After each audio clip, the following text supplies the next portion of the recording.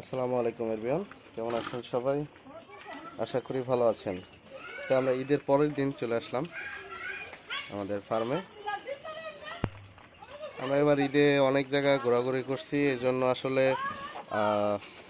ঈদের দিন আমাদের 3টা পর্যন্ত পাখি কিন্তু না খেয়েছিল। পানি খাবার কোনো কিছু দেওয়া হয়নি। আসলে সব পোলাপান বা আমি সবাই বাইরে ছিল। কেউ আসলে খাবার দেওয়ার সুযোগ পর্যন্ত পায়নি। কিন্তু আমি ভাবলাম যে ওই দিন হয়তো বা ডিম কম দেবে, কিন্তু না, ওই দিন ডিমের সাইজ আরো বড় দিছে। হয়তো বা ঈদ উপলক্ষে পাখিতেও একটু বড় ডিম দিছে, এই আর কি। আর কালকেও আমরা ডিম পাইছি প্রায় 380টার মতো। আজকেও ইনশাল্লাহ অনেক ডিমই দেখা যাচ্ছে, বড় বড়। এই দেখেন, এই সাইডে আছে ডিম, দেখতে পাচ্ছেন ডিমের সাইজ মাশাল্লাহ অনেক বড়।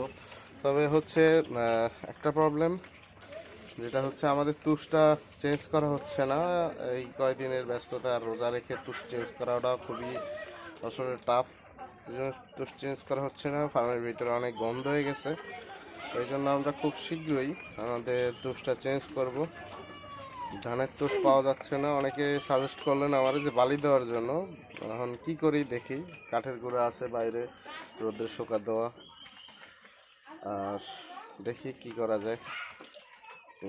ভিতরে অনেক গন্ধ হয়ে গেছে, এজন্য আসলে কাজ করাটা কঠিন। আর এইরকম গন্ধ হয়ে গেলে পোকা হয়ে যায়।